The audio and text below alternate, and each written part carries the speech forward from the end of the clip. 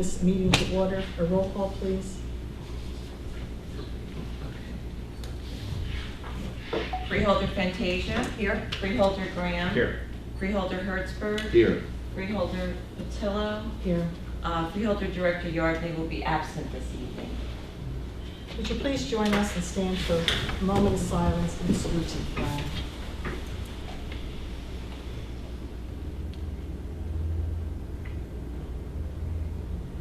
I pledge allegiance to the flag of the United States of America and to the republic for which it stands, one nation, under God, indivisible, with liberty and justice for all. Public statement, please. Pursuant to the Open Public Meetings Act, Chapter 231, Public Laws 1975, adequate notice as defined by Section 3D of Chapter 231, Public Laws 1975, has been made by regular mail, such notice being submitted on October 1st, 2019, from the Administrative Center of the County of Sussex, located at 1 Spring Street, Newton, New Jersey, to the following: New Jersey Herald, New Jersey Sunday Herald Star Ledger, WSUS Radio, WNNJ Radio. It is also posted on the bulletin board maintained in the Administrative Center for Public Announcements and has been submitted to the Sussex County Clerk in compliance with said act. Okay, thank you very much. Prior to tonight's approval for the agenda, I would like to request that we also acknowledge a second proclamation to honor Debbie Danielson of the Action Municipal Alliance as the 2019 Sussex County Municipal Alliance Volunteer of the Year. Ms. Danielson is here tonight for this occasion. So could I have a motion to move the agenda, please?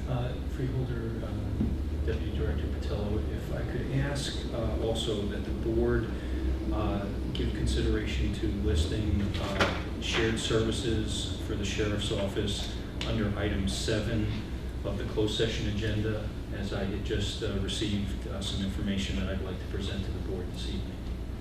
Okay, and that's number 7. Yes. Sure. Right, now may I have a motion to approve the board So moved. agenda? Second. Okay, all in favor, please signify by saying aye. Aye. Voice vote. Okay. Executive session. Whereas the subject matters about to be discussed may be excluded from the public portion of the meeting by resolution of the Board of Chosen Freeholders as an exception to the Open Public Meetings Act pursuant to NJSA 10:4-12(b), and whereas it appears necessary for the Board of Chosen Freeholders to discuss such matters in executive session, now therefore be it resolved that the Board of Chosen Freeholders of the County of Sussex, in accordance with the provisions of NJSA 10:4-12(b) and NJSA 10:4-13, that the Board at this time enter into an executive session from which the public shall be excluded, and be it further resolved that the general nature of the subjects to be discussed relates to the following items authorized by NJSA 10:4-12(b) as designated. Number 7, matters relating to litigation, negotiations, and the attorney-client privilege. Sussex County Community College Board of Trustee request, Adult Protective Services, and Shared Services Sheriff Department. Number 8, matters relating to the employment relationship, personnel, central services, engineering, and planning. Be it further resolved that the deliberations conducted in closed session may be disclosed to the public upon the determination of the Sussex County Board of Chosen Freeholders, or provided by law that the public interest will no longer be served by such confidentiality, and be it further resolved that upon completion of the business for which the board has entered into the executive session, the board shall reconvene and resume its meeting open to the public, and be it further resolved that the board expects to take formal action after returning from executive session. Okay, could I have a motion to adopt the executive session resolution and enter into executive session? Motion. Second. Can I get a motion in a second? As quick as two. Okay, I was mixed up. Okay, all in favor, please signify by saying aye. Aye. Okay, good. Thank you.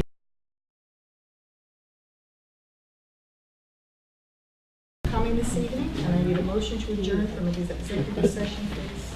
Motion. Second, all in favor, please signify by saying aye. Aye. We're going to begin with 2 proclamations, and I'm actually going to take the first one. So.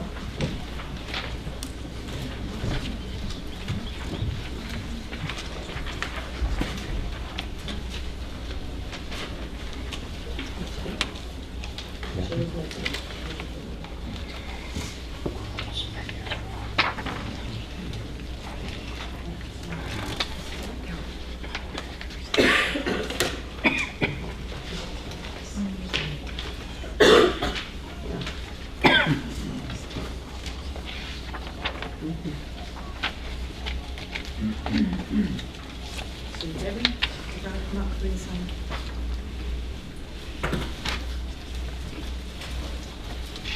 This is a very important proclamation that I'm going to read, and I just want to introduce Debbie Danielson and Ms. Vic Parisi from our Division of Community and Youth Services. Thank you. But Nick actually handles all of the drug and alcohol alliances in the county. He's the one that we go to when we have a problem or we're dealing with the funding that comes in, and he gives us tremendous ideas of how to move forward in different areas to get the education and the preventive education out there. This is the Volunteer Year Award for the Drug and Alcohol Alliance. This is an extremely important award. It makes a great statement about your character and all the things that you do that people don't know. And our alcohol and drug alliances are extremely important to fight drug addiction. And they are preventive and education programs that go out to all ages in the municipalities. And because of those programs, we have been able to help children and families understand the trends of drugs, what the paraphernalia looks like, what the drugs can do to your body, and hopefully we have stopped children and families from experiencing some of the most difficult situations that happen with drug addiction. So what you do is extremely important, and I know you don't have the praise. And Nick, you're always in the background too, and people have no idea I like it how there. much we depend on you for all of these things. So tonight, it's a pleasure and an honor to give you this award. Whereas every community in Sussex County has the opportunity to participate in the Municipal Alliance program, and whereas there are 11 municipal alliances representing 22 of the 24 communities in Sussex County, some of them are joined together. Whereas the Governor's Council on Alcoholism and Drug Abuse has recognized individuals throughout the state for their commitment to the success of the Municipal Alliance program through their voluntary efforts. And whereas the Sussex County Department of Human Services, the County Alliance Steering Subcommittee, and the Local Advisory Council on Alcoholism and Drug Abuse have recognized Debbie Danielson of the Action Municipal Alliance representing the town of Newton, Andover Borough, Andover Township, and Green Township as the 2019 Sussex County Municipal Alliance Volunteer of the Year due to her outstanding dedication, enthusiasm, project initiation and implementation, collaboration, and leadership. And all of those take a tremendous amount of time. People don't realize the time that you have to give to make all of those things happen. Now therefore be it resolved that the Sussex County Board of Chosen Freeholders do hereby proclaim that Debbie Danielson be recognized as the Sussex County Municipal Alliance Volunteer of the Year by order of the Board of Chosen Freeholders, Herbert Yardy, Director, Sylvia Patillo, Deputy Director, and Freeholders Dawn Fantasia, Joshua Hertzberg, and George Graham. Congratulations.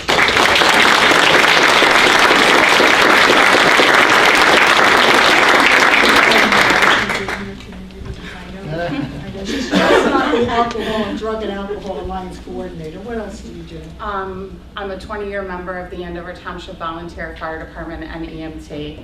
I serve on several different recreational sports programs, just whatever is needed in the community. I don't do what I do for the recognition.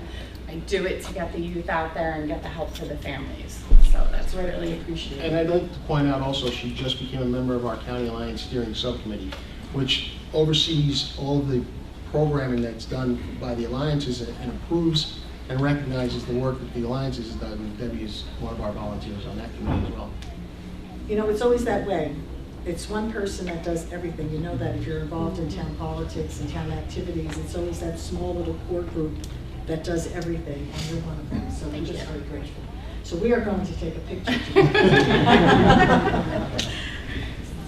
There we go. All right, which way? Okay, get away from the podium.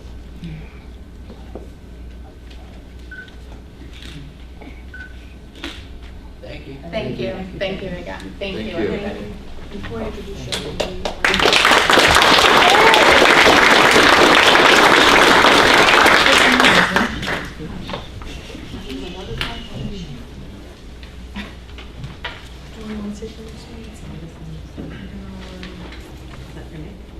The National Medicine Abuse Awareness Month, and then I'll bring up, make it at the last one.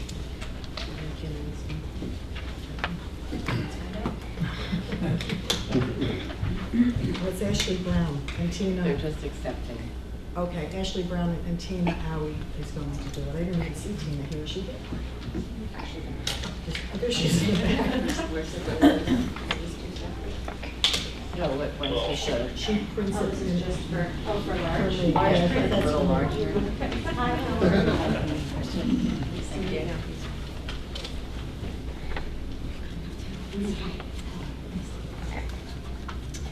Okay, so the proclamation reads, whereas over-the-counter and prescription medicines approved by the Food and Drug Administration have been determined to be safe and effective when used properly, and whereas the misuse or abuse of these medicines can be extremely dangerous and produce serious side effects, and whereas the Office of National Drug Control Policy reports that medicine abuse is the fastest growing drug problem in the United States, and the Centers of Disease Control and Prevention has classified medicine abuse as an epidemic, and whereas the 2018 Monitoring the Future Survey funded by the National Institutes of Health and the 2018 National Survey on Drug Use and Health, sponsored by the Substance Abuse and Mental Health Services Administration, both illustrate that, after marijuana, over-the-counter and prescription medicines account for the most frequently abused drugs among 12th graders.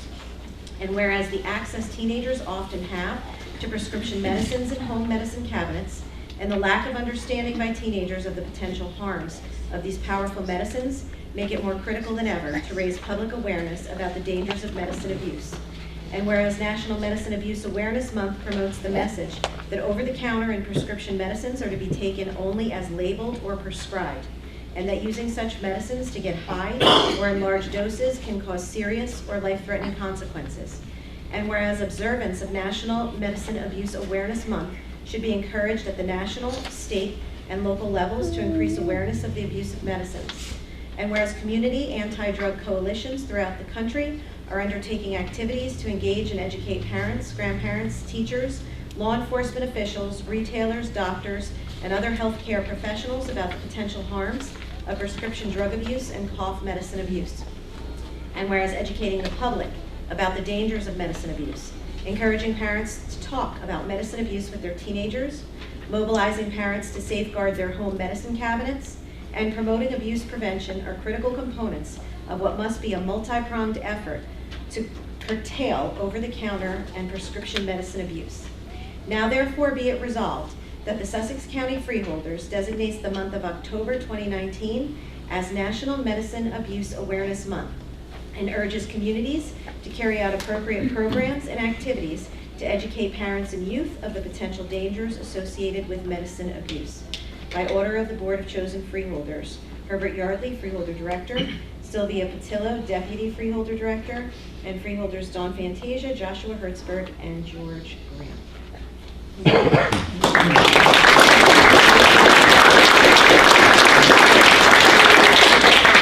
Say thank you to the Board of Chosen Freeholders to really support all of these initiatives that go on throughout the county. The mission of the Coalition for Healthy and Safe Communities, which is a program through the Center for Prevention, is to really raise awareness and to keep our communities safe, healthy, and drug-free. So really being in support, this couldn't all happen without the partnerships of the Freeholders and really the different volunteers and community members that go along with that, along with the alliances as well, and really supporting those initiatives and raising awareness on these issues. So we just want to say thank you for being of support with all of this. Thank you. Thank you. Thank you.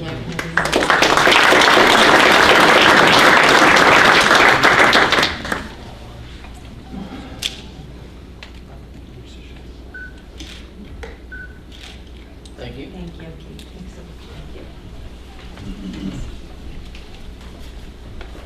Okay, the next presentation, before I invite Nick Luisi, who is the Sussex County Alcohol and Drug Abuse Coordinator, to come up, and he's going to present information about our opioid symposium. But before I bring you up, I just want to read a few comments, okay? The opioid epidemic has gripped the nation and caught the attention of everyone, from the average person on the street to the current resident of the White House.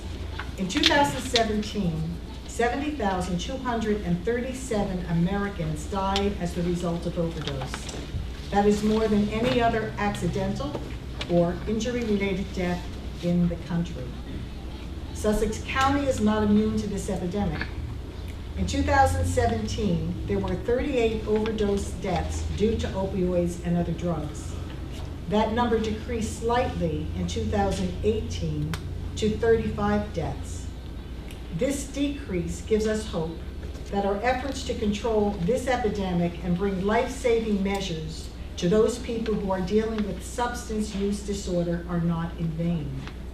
Narcan, the medication that blocks the opioid receptors in the body and helps to reverse the effects of an overdose, has been made more available to our first responders, law enforcement, and even family members. Substance use prevention, treatment, and recovery support service have been enhanced, and the County Office of Substance Abuse and Alcoholism within the Division of Community and Youth Services is working with our contracted agencies and preventive program volunteers to combat this epidemic and bring hope to so many people affected by it. Sussex County will be hosting 3 symposiums during the month of October. They'll be located in different locations to give residents the opportunity to attend at least one of them. These symposiums are meant to raise awareness of the efforts being made in the county. They are also meant to show our residents what services are available to them, how to reach out for help, and how to get involved in this fight. These events will also serve as the kickoff to a new initiative in Sussex County.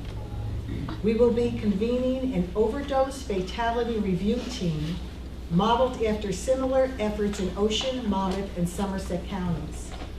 The purpose of the OFRT is to help provide some context to overdose deaths, understand the broad reasons behind overdose, and address the stigma of people who use drugs, explore the challenges to those on the front lines of this epidemic, and provide an opportunity for all parties to discuss their efforts and share them with one another. The symposiums are going to be held at Newton High School on October 17th, Walk Hill Valley High School on October 23rd, and Lennox Valley High School October 28th. The doors will open at 6:30 p.m. and the program will begin at 7 p.m. Okay, having said all of that, Nick, I'd like to ask you to give us your presentation. I think I'm done. Oh. Well, thank you very much for giving me the opportunity to speak. Before we start, however, if I do this right, there's a short video just to give you an idea of what's going on out there, so you can get a sense of how it's going. 911, you need police, fire, medical. I have 3 people that are apparently they seem to be passed out drunk, not waking up in my parking lot. Like 2 of them are on the ground. 11:30 on a Saturday night. Deputies are called to help 2 men and a woman, all unresponsive. When I pulled in the gas station, it was very well lit. You could tell right away that there was something different about this one. Yo, bro, wake up. You're smacking at them, you're screaming, you're shaking stuff around, moving things, and they're not doing anything. In the back of your mind, like, what else is going on? At this gas station on Redbug Lake Road, Hey! the normal measures deputies take to wake people up aren't working. Now at this time, we're realizing we have probably an overdose, a triple overdose of hash. And I've never responded to one where there's 3 people and they're laid out, completely unresponsive, turning blue, the colors leaving their faces. It's scary.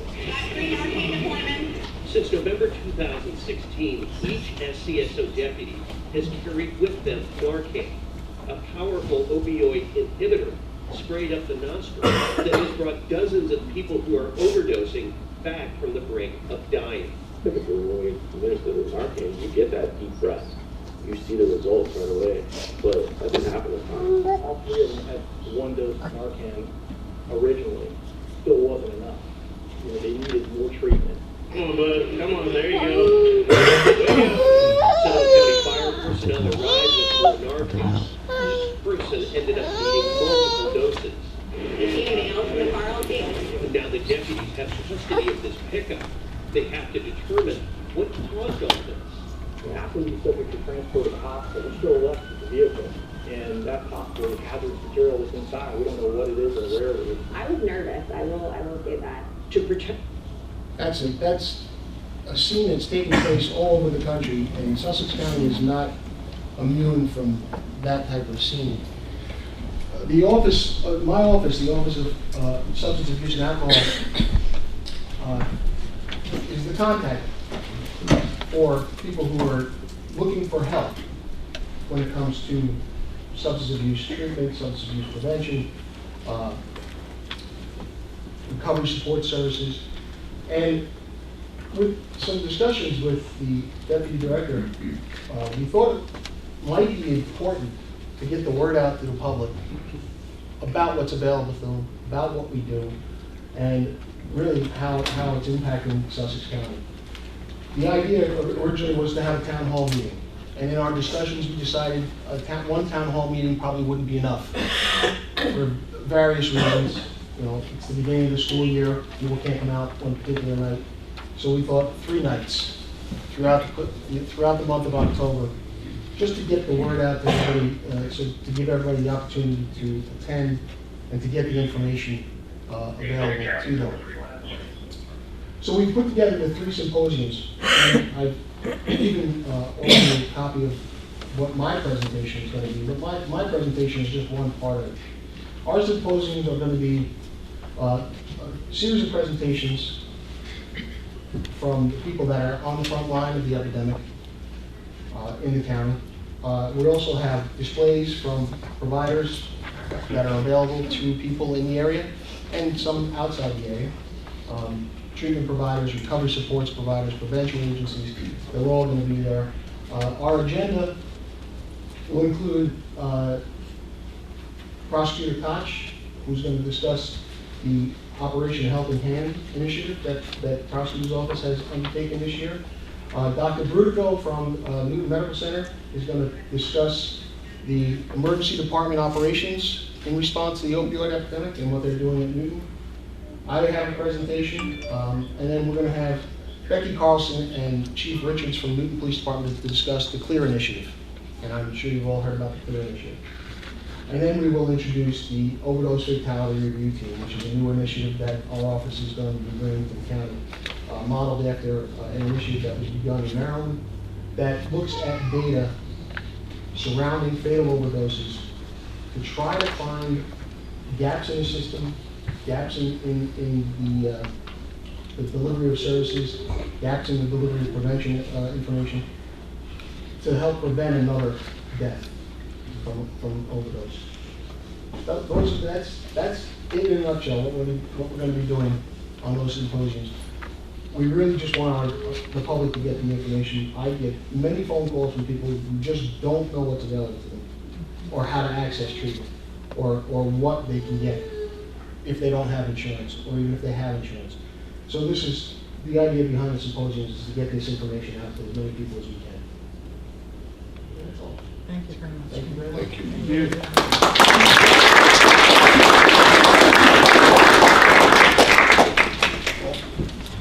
There'll be 3 different days, different places in the community, so please find one day that works for you and bring a friend.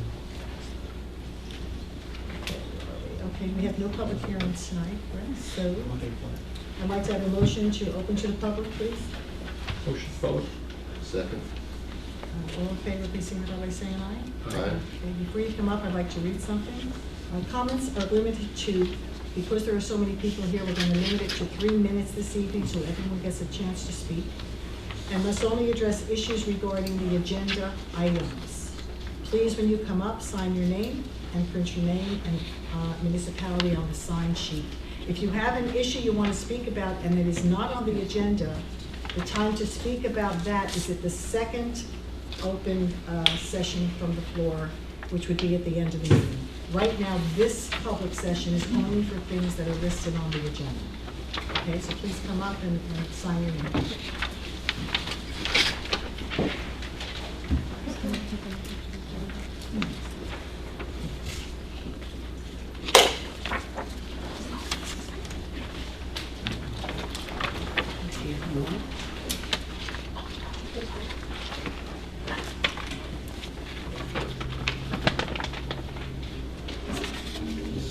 Hello, my name is Anthony Riccardi. I'm from Stanhope. I would like to just add a comment in favor of approving consent agenda item B, resolution entering into a shared service agreement with Stanhope for the design, installation, and maintenance of a pedestrian warning beacon system on County Road 602 at the intersection of Preston Road. This is one of the numerous intersections on County Road 602 in Stanhope that has very poor crosswalk visibility. The other at the intersection of Maple, and the other at the end of Stanhope Road. Stanhope is a walking school district, and this location is popular crossing point for the children in Valley Road Elementary School and for the Lenape Valley Regional High School. So I just want to make sure that this gets approved this evening. Also, I want to bring to the attention the numerous pedestrian fatalities on major routes in Stanhope the past couple of years. One every year for the past 3 years, actually. Most recently on US Route 206, resulting in the death of a 2-year-old last month. In 2018, on New Jersey Route 183, a vehicle struck and killed a 43-year-old woman right outside of the American Legion in Stanhope. And in 2017, also on Route 183, a teenager was struck and killed. While Route 183 and Route 206 fall under this board's purview, I hope that the board will do everything in its power to assist Stanhope in addressing pedestrian safety on these roads with the state and federal governments. Thank you. Thank you. Anyone else?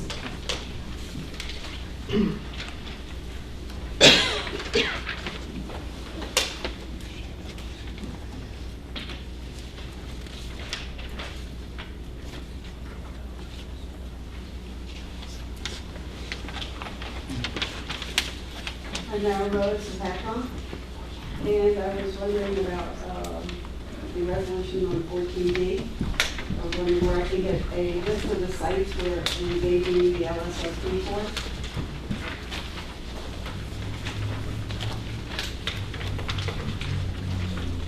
Ma'am, you can contact the facilities director, Joseph Busso, B-I-U-S-O, and he can share that information with Do you know if these are additional sites?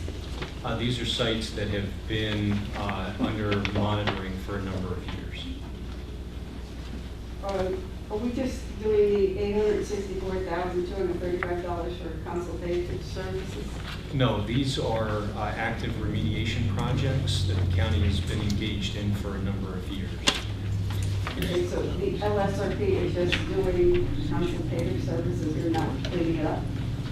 The licensed site remediation professional is a requirement by the state of New Jersey. The DEP used to provide those oversight services.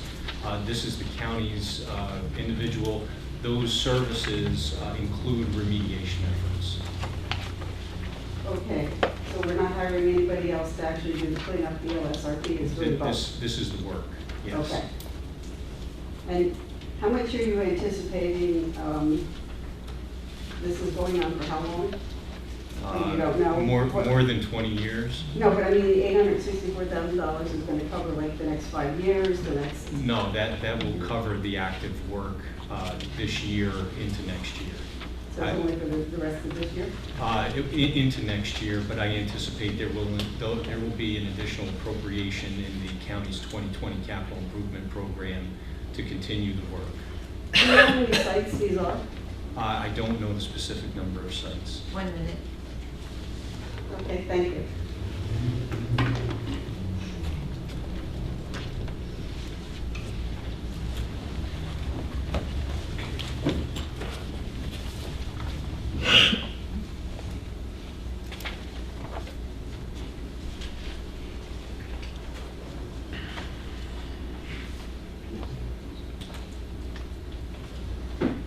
James Spalding, Sanderson Township.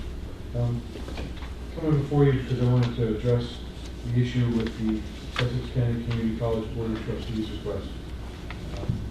I hope you know, if about a month or so ago, when there was the debate over the immigration date, I pointed out to you all that you guys are the ladies too, are the tip of the spear in that leadership fight, and I appreciate that.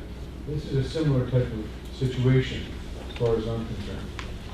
We're facing what has been defined as the Democratic chair, the purple haze. They are wishing to turn this into a political issue, and honestly, they're trying to get as much mileage out of it. This has been well reported. You can look it up yourself. The phrase purple haze has been used as the defining moment. And they're trying to castigate a guy, and they want to get every single mile out of it that they can. To me, it's disgusting. It's inappropriate and just wrong to make this into a political issue. And I think you guys, you ladies and gentlemen, are more than capable of swatting this away like I think you should. The reality is, our country's in a big enough political divide that we don't need to do the same kind of thing to each other in our own counties. And that's what this is. This is nothing more than that. We're trying to separate us because of some bad language. And the man apologized. And the reality is, we're facing a situation nationally that's dividing our country. We don't need to do that here in Orange County. And to be honest with you, because of political reasons, it's wrong, it's not right, obviously, and it doesn't look like it's going to stop. With the stuff that happened with the fireman's parade in Franklin, it seems like this purple haze is going to try to be used again. So I urge you to stand up to them like you did a month ago with the immigration debate and saving our state from the sanctuary state nonsense. So, thank you.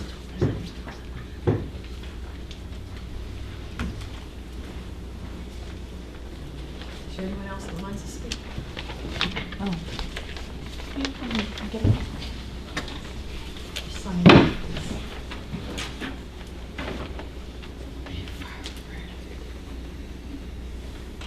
Hi again. My name is Nina Allen. I'm from Hardiston. And I just would like to respond to what the gentleman just before me just had to say. He's right as far as, this is what's going on a national level in the country. There's a lot of hate. There's a lot of divide. He's absolutely right on those scores. The problem is that the hatred is being tolerated on a national level as well as on the local level. That is a real problem.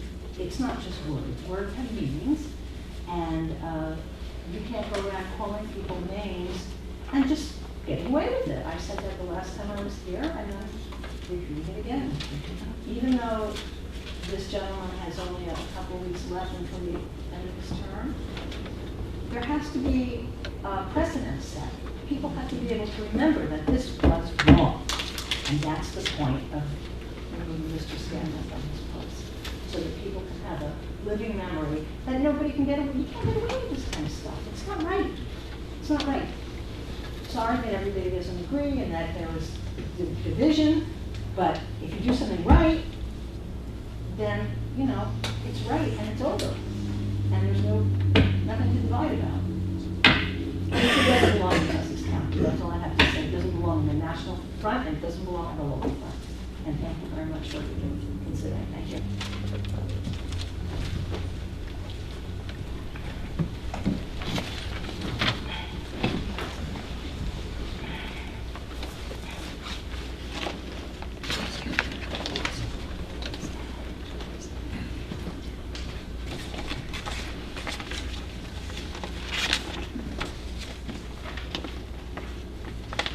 My name is George Malanga.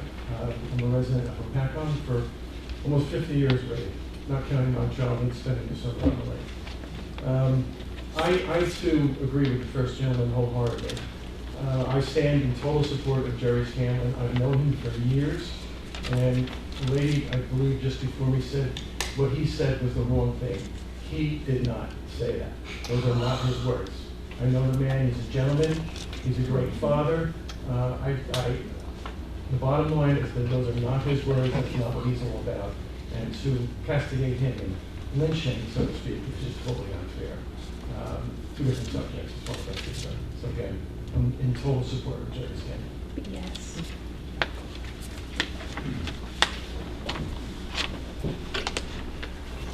Good evening. My name is Deborah Kaiser, and I'm from New Jersey. What I'd like to say about Mr. Scanlon is I have a 14-year-old granddaughter who excels. She's been homeschooled. She was supposed to start at Sussex County College and take courses there. And then this happened. When there is verbiage about the LGBTQ community and a person is called out by somebody who's a vice chair of college, it's not like saying it's your buddy, your friend. You're saying this in a public forum. And you call out people, congresswomen, intelligence ambassadors, and country, etc., etc. My granddaughter, who took calculus at the age of 12, has chosen not to go to Sussex County College. And you know why? Because when you bring up hate about individuals, you stir the pot. How much has hate crimes risen in this country?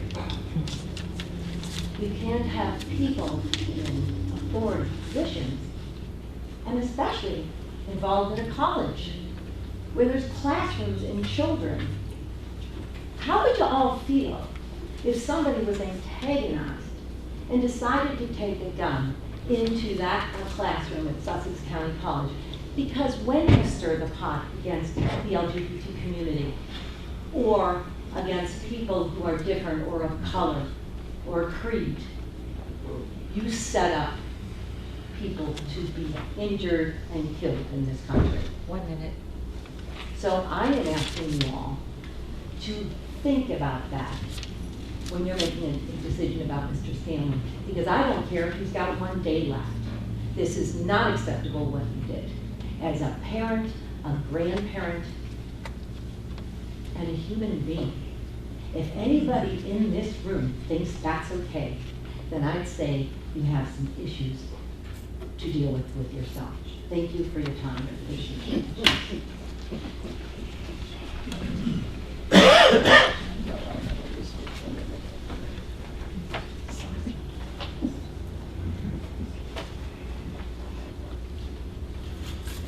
Thank you for the opportunity to speak. My name is Christy Levin, and I'm medicine.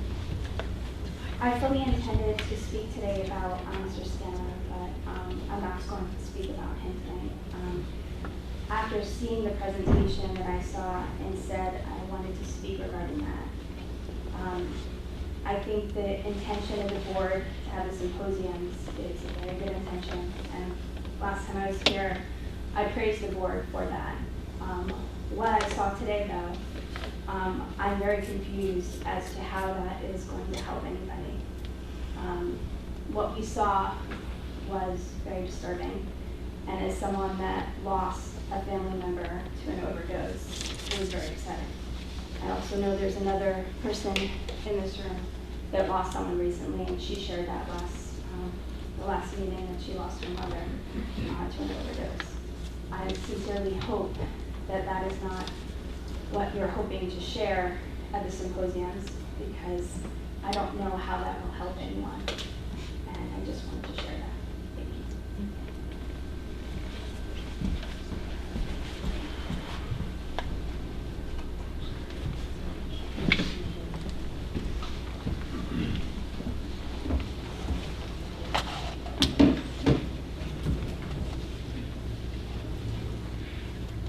Good evening, my name is Sophie. I'm from Bergen Township. As many other people who have spoken tonight, I wanted to bring some matters to your attention regarding the member of the trustee board in question and this freeholder board. It has come to my attention that there is a Facebook group that was created less than 2 weeks ago on September 28th. I forget the name of it, but I have the screenshots if anyone needs to ask. That is being actively gone through and used. And in the group's description, it states that free speech is the rules here. There is no such thing as hate speech. The only way you get booted here is if you delete comments or if you report other members to Facebook or the admin because you don't like what they say. No threats either. The only rule is free speech, see the United States Constitution, First Amendment. Now, I'm all for free speech myself, as every patriotic American is.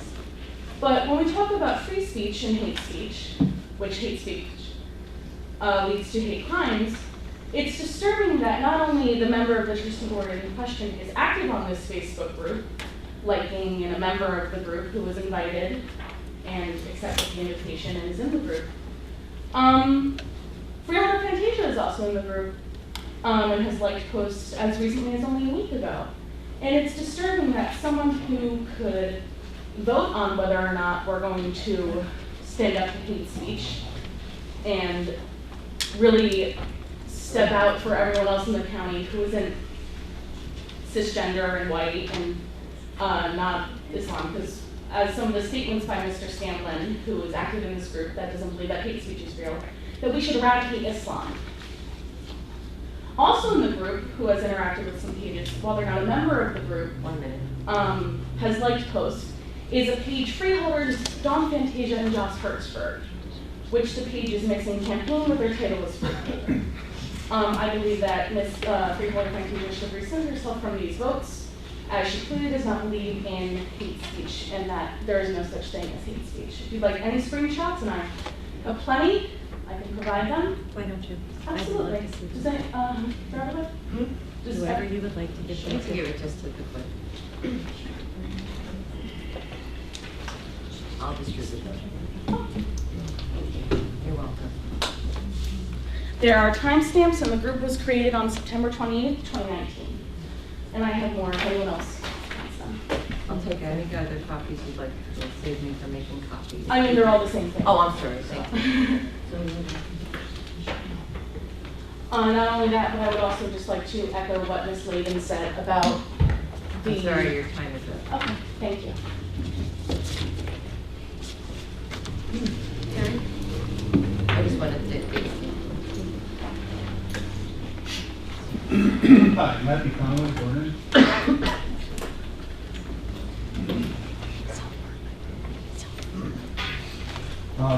That's actually a page I created a couple weeks ago. Just to let everybody know that Zoe was like one of the first people to join it. She's a member? She's still a member. Oh, interesting. I'm not voting on whether or not hate speech is real. The reason that I wrote that hate speech doesn't exist is because that is the opinion of the Supreme Court, that there's no such thing as hate speech, it's just free speech. You know, and this is what the fourth time we're here to read about tweets and feelings. It's a little ridiculous, you know, but you have to show up. You have to show up to speak out against it. You have to show up to speak out for free speech. You know, I don't know who decreed it that you get to go through life without doing some things you don't like. I think you should just all grow up a little bit. You gotta apologize. It's no worse than anything a lot of people have put out online. And I just need to add, I appreciate it if you come close to do that for me. Thank you.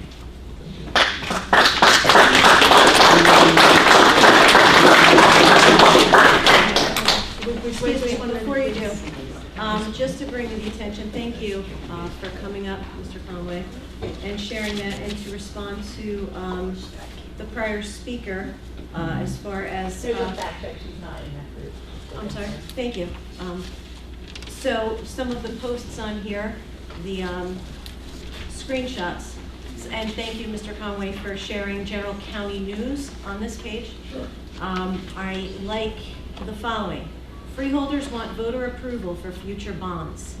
I would think I would like it because I'm one of those freeholders who created asking for voter approval. Next, Frank Pilata. He talks about Josh Gottheimer's response to Tracker New Jersey for bipartisan, asking him to stand up and represent both sides of the aisle. The next one, Attorney General Brewer doubles down and Sussex County Sheriff Strada stands against him. I like that. No surprise to anybody. Why? Because I support Sheriff Strada. Next. Thank you. Vernon happens to be one of the towns under my purview as a liaison. Mr. Conway writes, seems to be a lot of bickering and name-calling going on amongst some of the candidates in Vernon. While I was knocking on doors with Dan Story this weekend, I didn't hear a bad word about anyone. Just a vision for Vernon that's a great place to live and one that doesn't tax you to death. It was nice to hear all his neighbors telling him how much they appreciate his efforts on the lake, looking forward to his leadership. You know who loves that post? Me. I mean, I know it may seem hateful to some, but I love it. Next, legislation brings attention to the plight of the Vernon taxpayers. Look at that, I like that too. And now I'm off to knock on doors to support a local mayoral candidate. I like that too. So that is the hate page in the hate speech that I like. I will stand behind this as long as the day is long. And that's all I have to say about that.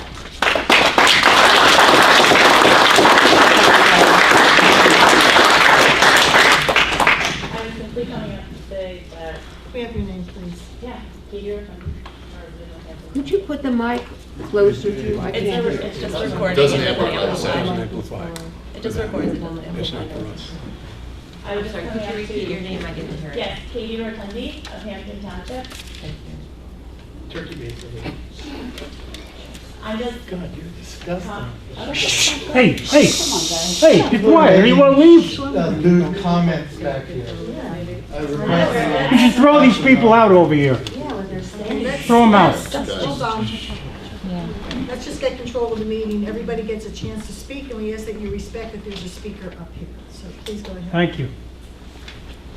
I just wanted to correct what Matt Conway said about the group. So he is not a member of the group, and also she was cut off because of time, understandably. Her mother died from an overdose last month. She was triggered by that video. She messaged me while in this meeting. She said, I want to get up and leave. And so I just wanted to finish your statement for him. Thank you very much. She was a member this afternoon. So I want to apologize or anyone else that was offended by that video. I had no idea what Nick was going to show. I will bring what you said back to him so I make sure that nothing like that is at the symposiums. But I do want to apologize. Thank you. Is there anyone else that would like to speak? My name is Martin Wellsmore, and I actually from Morris County. I'm here today to support, obviously, the Sussex County School Board and what's going on. Now, a lot of times people mistake humor, they want to call it something else. If everyone went back throughout their whole lives and looked at things that they post and what they put out there, I think all of us would be out of jobs, all of us would be out of everything. You know what I mean? What we have to realize in today's society, we're overlooked. Okay, and I don't necessarily agree with hate speech. I don't necessarily view things that people put out there as hate speech. But at the end of the day, you gotta look at all the good characters that you have that people put today going forward. Now that video that you showed before that people were offended, that could save people's lives. It may hurt people to see the truth and reality. That should be shown. Okay? But what I'm gonna say to you guys, I'm proud of your sheriff, I'm proud of your town, your county. You guys have done all the right things, and I wish Morris County took your stance to make Morris County better. So I'm proud of all of you behind the board here, and I'm proud of what you guys stand for, and I want to thank you. Thank you.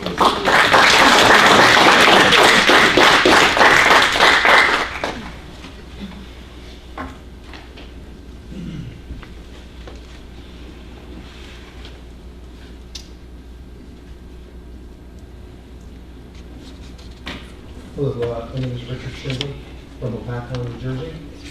First off, I feel for the family who lost a member and other people who lost a member to idiots. I do feel that the actual video is succinct and I think you should show something that dramatic, because I do not have any exposure of it myself or my children, but I'll tell you, that wakes me up to go home and go hug them and just say, hey, please, don't do the drugs, don't do anything like that. So God willing, they won't, and I hopefully that will. Secondly, I'm here in support of Jerry Scanlon. So I will speak for his character. I think he's a fine gentleman. I don't think that stuff that is actually being said about him is true, and I hope that you guys will support him. Okay?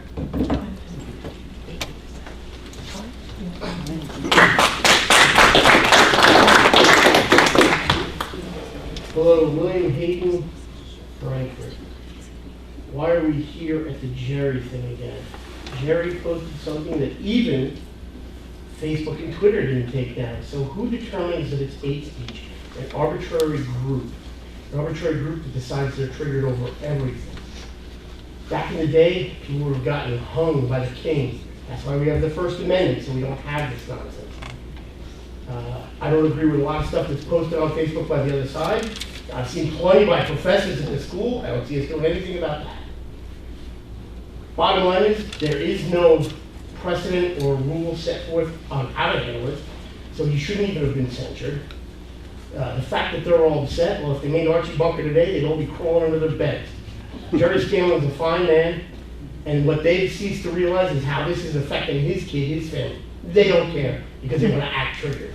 Well, the bottom line is, this is America, free speech still reigns, and they can go kiss my thank you.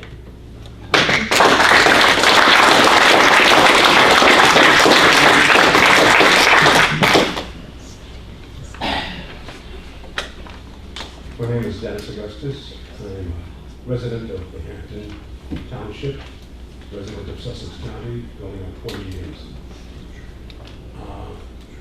This issue is the first time I've come up to speak.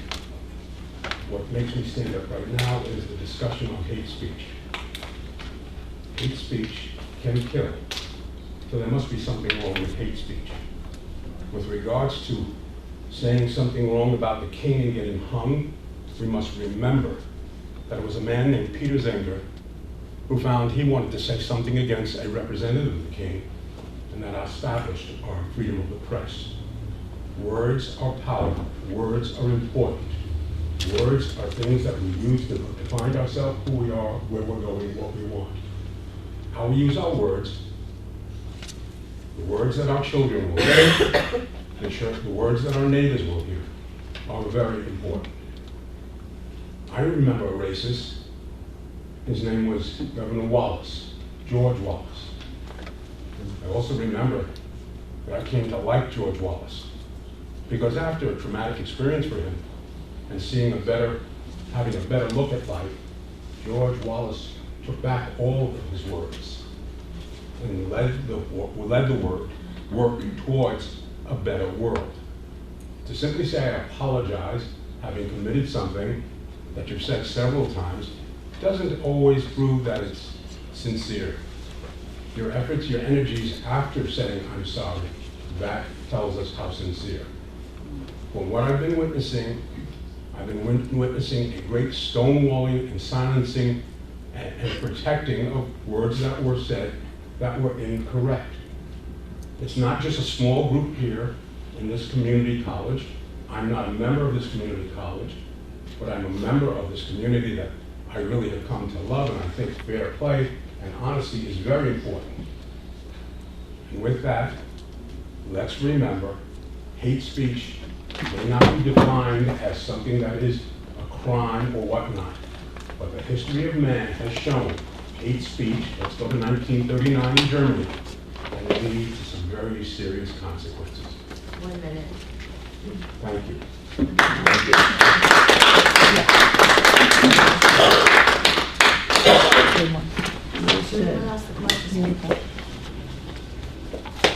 Okay, not hearing any, do I have a motion to bring it back, please?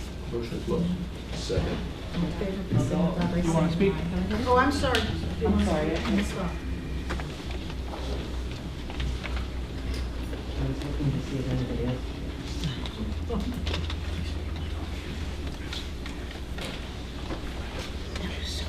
name is Jill Miranda. I'm from Packard, New Jersey. I've been a friend of Jerry's for a very long time. His character is not what's being described here.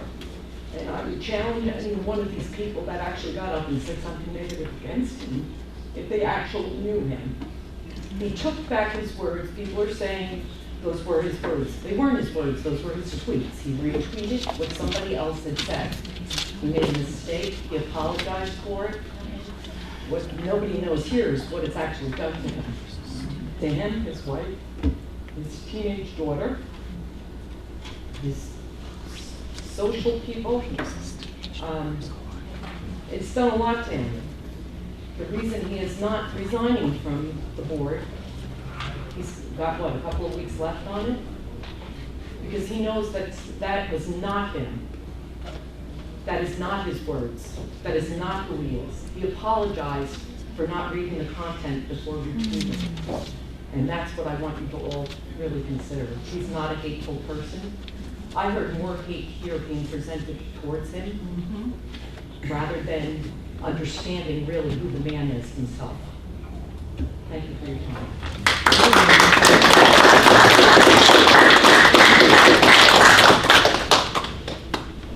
We're going to overtime. Okay. Everybody's here with a chance to speak.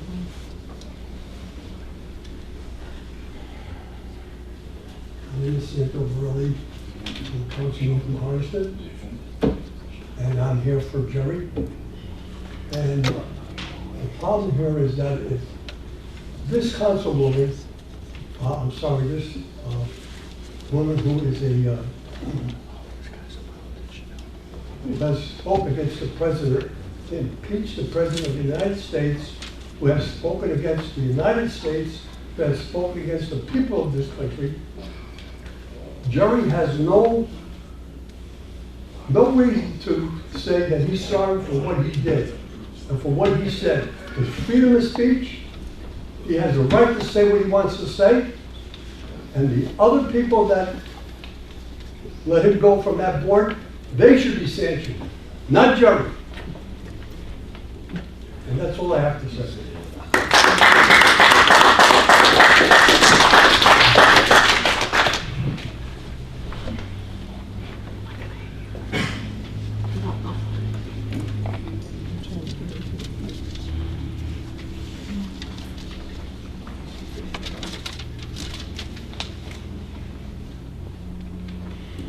Kathy Brennan, Hampton Township.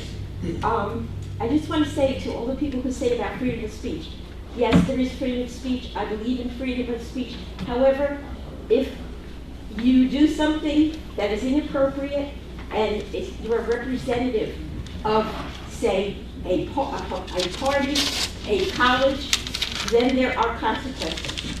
And the consequences are should be completely accepted, and they should be enacted.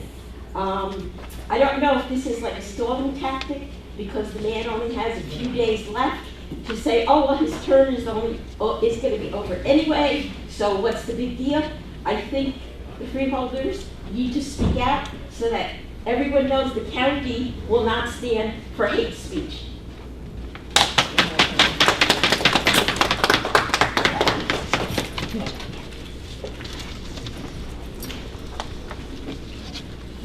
Good evening. My name is Dick Kenny.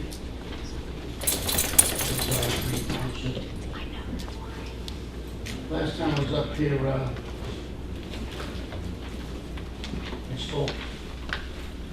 I wonder what the real purpose is. You know, I spoke about with the Scarlet letter on Jerry Scanlon, destroy him, destroy his wife, destroy his child.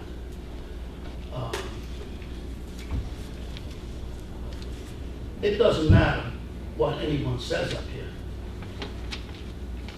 because I'm not a gambling man, but I would bet that nobody's going to walk out that door with a different opinion than what they brought up to this podium.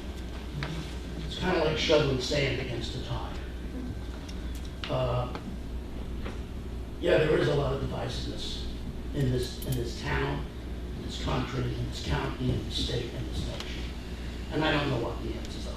I have grandchildren. I have one that's going to be 7 next week. and I have one that's 20 who's a junior in college. I try to think of their future. I'm 70, I've had a good run, you know, what the hell, I can cash my chips in whatever. I got no complaints. But to seize on something and then to make it your straw man or your red herring or whatever you want to make it your course of lead, I gotta ask, what is the real agenda here? You know, Ellen DeGeneres went on TV the other day and she was lambasted for even sitting next to George W. Bush.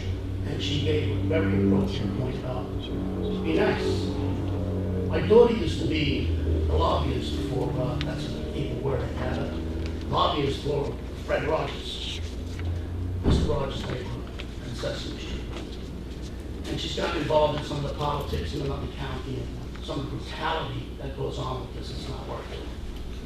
You know, when I was a kid and I got bullied because I was about 2 feet shorter than this little podium with a mouth bigger, I generally either got my ass kicked or got the other side of it. Now it's we have to have an intervention, we have to have this, we have to have that.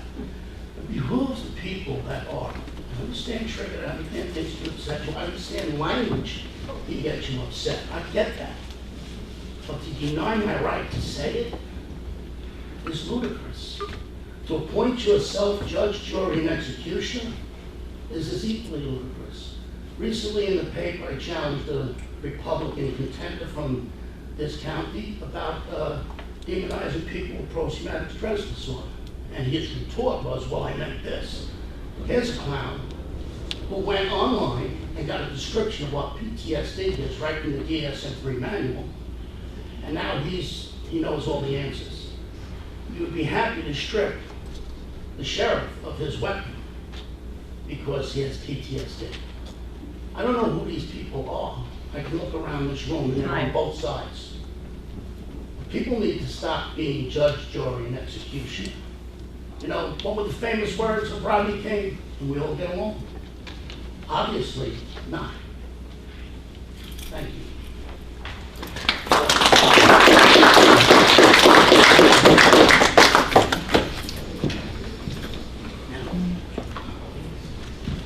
Hello, my name is Brian Allen.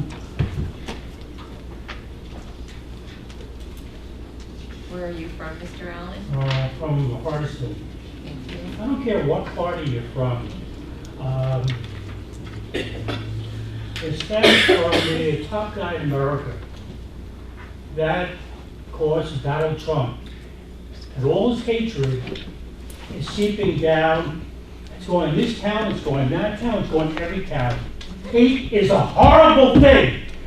You should never, ever, ever say things that are mean. It's a horrible thing, okay? It's Satanish. Shame on all of you. This is America.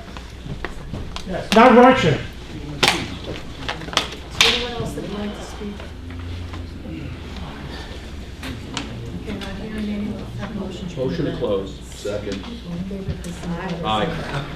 Okay, I'd like to open it up to council comments, please. Freeholder comments. Let's go first. I'll go first. So I'm going to address some of the comments. I was writing some notes here that were made. Obviously, this is a very touchy issue with everybody. But some of the comments were made. People just can't say what they want and get away with it. But they can. But they can, because we do have freedom of speech, and we don't have to like it. None of us have to like it. But they still have the right to do it. As long as you're not yelling fire in a crowded room and people get hurt, or you're not inciting violence, calling for someone to be shot or killed. We have that right because we all think, we're not the same people. What I think is hate speech, you might not think is hate speech. And that is why you don't give your rights up to the government. Because then they dictate what is hateful and what is not hateful. As a society, we can. We can demonize it. We can say it's hateful. We can discourage it, and we should. But we don't dictate it because that's what our Constitution calls for. So unfortunately, people can say what they want, and it's up to us as individuals to stand up against it if we don't like it and we don't believe in it. But not the government, not the institutions. One of the other problems we have is we tend to dehumanize these issues. They tend to be bigger than the people involved in it. And that's on both sides too. You know, some of the tweets that people didn't like talked about some of the government officials that we may hate or we may love. But when you get away from the demonizing tweets or whatever they are, those are people, right? They are people, whether you like them or dislike them. But so is Jerry Scanlon. And you may disagree with, and you can, and a lot of us do, and he does. And he said, I didn't pay attention to what I was doing. I posted things that even I'm ashamed of. These are his words. But that is a person. That is a husband, that is a father, and that is a son. And I think the young lady here was talking about how it affected him. I saw him, I was away when this all happened. I got back, he had to pick something up for me. And he was like a broken man. And, you know, it didn't dawn on me how much he had already been punished, dragged through the media. You know, if we were to publicize everyone in this room's mistakes and publicize them and put them out for everyone, believe me, you would feel punished. I certainly know I've done things that I would be ashamed of as an adult, and I wouldn't want them put out in the public. So, to continue to demonize the man, I just think is wrong. He's been punished so much already. And that's part of how we dehumanize these issues, and we don't look at the people involved. And that's a hard thing. And I get it, you guys don't know the man. And it's easy to look at those things and demonize him because that's what you think of him. But when you know the man, you'll understand that the mistakes were mistakes as he said they were. And you know, somebody else said something like he called for the eradication of Islam. Again, he didn't.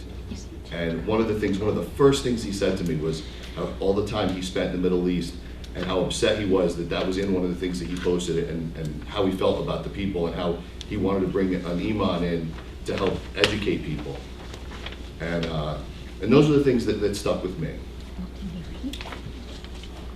And I already talked about, so, you know, like I said, hate speech is just different to everyone, and we can't, you know, we can't make that determination. It's not our job. So nobody here is protecting his words. Nobody here is protecting what he did, because that's not our job. But we're also not going to demonize the man. The issue's been dragged out. The thing that everybody was calling for is happening either way, no matter what we do. And I am not going to personally, you know, we talk about doing the right thing and treating people right and being nice to people. When you're calling for the punishment of a guy just for show, just to make a statement, to drag him through the mud and punish him more for something he has been punished for already, I just, as a human being, I don't feel right doing that. And I won't be part of it. That's all I have to say.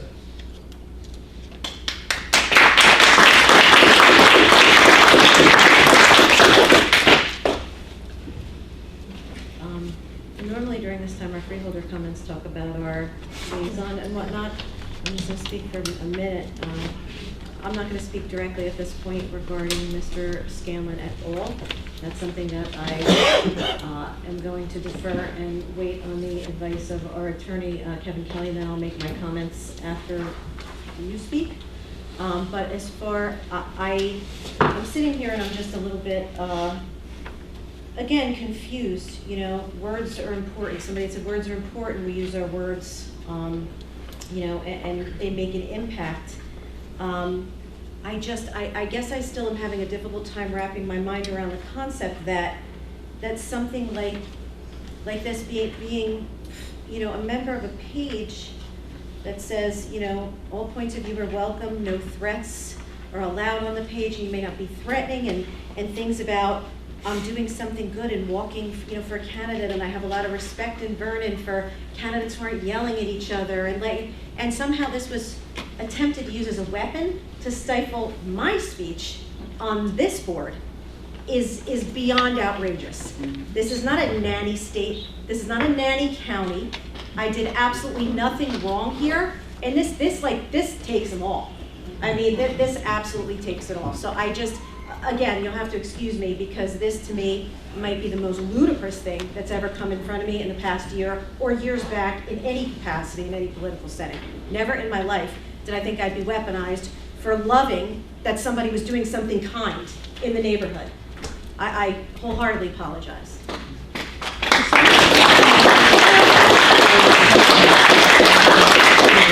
I'll give you an update on the actual business of what we do up here. A few of the updates, Sheriff Estrada is coming to our next freeholder meeting, an executive session, to give us a bit of the updates on the transition and the shared services between our facility, or jail facility in Morris County. And, you know, as long as it's nothing that is, you know, involving litigation personnel, we can certainly give you, be in a better shape to give you an update then, as long as it's nothing that falls under the executive session purview, any information that, you know, that he says that we are able to share subsequent to that. The Sussex County Arts and Heritage Council have their fall masquerade gala this Friday from 6:30 to 10:30. There's a dinner, a dance, and a silent auction. You can get your tickets at the Arts and Heritage Council on Spring Street, or you can go online. You can purchase tickets there. Sussex County Library on Monday the 14th, which is Columbus Day, they're doing the Big Read 2019. Their goal is to have the residents read 1,000 books in one day. And if you go online, if you read a book, you can go on to the Facebook page and their website and track the book that you've read, and they're just trying to hit 1,000 books. I honestly think we'll hit more than 1,000 books in the county, but that's the goal. So if you happen to be off, you know, for the holiday, you can certainly get involved with that. This Saturday, I'm not going to speak to the parade, I'm sure someone else will speak to the parade, but we all, you know, we went to the parade, and it was nice to see all the departments there, and you know, just the camaraderie. It was beautiful weather and a beautiful day. But that morning, I'd written a piece for the Blue Magazine, which is a law enforcement magazine in the state of New Jersey, regarding the Immigrant Trust Directive, and again, I use that term loosely, and what our board's perception of it was, and what our ballot initiative was. And then I was called and asked to discuss, you know, what this board had done with the ballot going out. So I actually went down, I was in Haledon on Saturday to speak about what this freeholder board was doing in opposition. As we know, some of the counties have already filed lawsuits against this New Jersey Attorney General. Also, we met with the college. Josh and I have been participating in some of the budget meetings as we're gearing up for the upcoming 2020 budget. So, for instance, just a couple small updates. It was interesting. I was able to speak with the prosecutor's office, and one of the things they had requested just a small increase for an unfunded mandate. Imagine that, an unfunded mandate from Trenton. It might shock you. But what happened was the animal control now falls under them. And what I mean by that is the SPCA, they have lost their ability, you know, this going back a couple of years, to enforce animal cruelty laws. They're all referred now, the most egregious ones, to the prosecutor's office. So now you have the county prosecutor looking, minus funding, by the way, it just lands on you. So you need to figure out how to store animals. So if I have to go and pick up a flock of hens or euthanize a goat, I guess I don't know what the prosecutor's office would do in such a situation. They're supposed to shelter animals, provide the manpower and the training for such. So that obviously costs money, and it's now going to cost the county money because the state pushed it back on the county and said, well, you can do this, you got this. So that's just something I just wanted to say again. You know, we're shocked about unfunded mandates.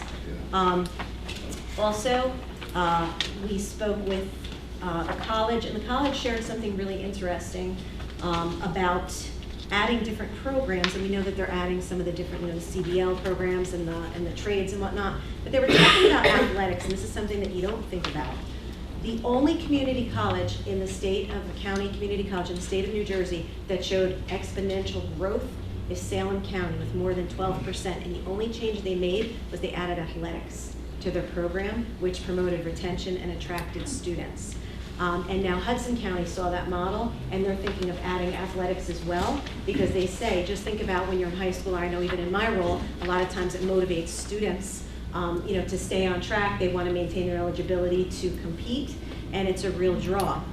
So that was just surprising because sometimes we think these are ancillary things that don't really provide much value per se in the court of public opinion, but in actuality it's really proving to be a positive thing. And so our college is actually, they have added lacrosse, but they're contemplating adding wrestling as well to, up here in Sussex County College. So if you hear things about athletics, I just kind of wanted to give that a frame of reference as to why that might be something that they're thinking of introducing, because it's really proving positive in South Jersey and Sound County. And that's all. So can I just add one thing really quick? Stanhope, just one option. You were talking about the traffic issue and some of that. There's a group I sit on the board of called Trans Option, and they're responsible for a large part of the safety initiatives when it comes to traffic in northern New Jersey. So I would reach out to your township, reach out to them, try and get them involved, and if you send me an email to my county email, I can send you some information and some points of contact. You said Trans Option? Trans Option. Mr. Riccardi's the councilman. Oh, there you go. So he's the guy he has to reach out to. So reach out to yourself. But that's good information. Reach out to Trans Option and tell them what issue you're having. That's their thing. So. Thank you. I just want to pick up on that a little bit. Stanhope does have a difficult problem with, especially going from Brooklyn Road, not the county? 602. 602, because it's a windy road, changes elevations. It's very, very difficult. Even back when I was a councilman, way more than 10 years ago, we would try to get help down there, and we always land on deaf ears. There has been some improvements that have been done, though, with the sidewalks on 206. Some of the 206 issues are a little different than the 602. I'd like to kind of pick up a little bit here. I'm kind of overlapping into some of Sylvia's area here, though. But there's an update on the Powassan virus awareness. This year, Sussex County has had 4 cases of Powassan virus disease, which is a rare illness spread by the bite of an infected tick. We all thought that was all one thing, and there's other things. The recent cases of Powassan virus in the county offers a unique opportunity to better understand the risk of infection in this area and describe risk factors that might increase the chances of becoming ill. Tomorrow at 2 o'clock. Oh, there's inspection? Yeah. We're trying to learn more about this. Even though it's not something that's widespread, if there are 1, 2, 3 issues right now, we found out with the other diseases that have come out is they exponentially grow. So we're getting a handle. What is exactly tomorrow, Carol? Well, the CDC and State Department of Health and the County Department of Health are going to start a study of Powassan in the areas, certain areas of Frankfurt and Hampton where they believe those ticks are, to try and better understand the disease, how the disease is spread, and also to identify what kind of factors might make a person more ill from the Powassan virus than another person. And we've already had one fatality, One arguably. fatality, yes. Fatality. So that study will last 2 full weeks. Yes, and that's good, and that's our health department has been in front of this, and we thank you very much. Basically, that you covered that. The information gained from the survey will result in improved educational messaging and materials. One of the things that it's most important to us is to communicate what we learn, and that's what we're doing this for.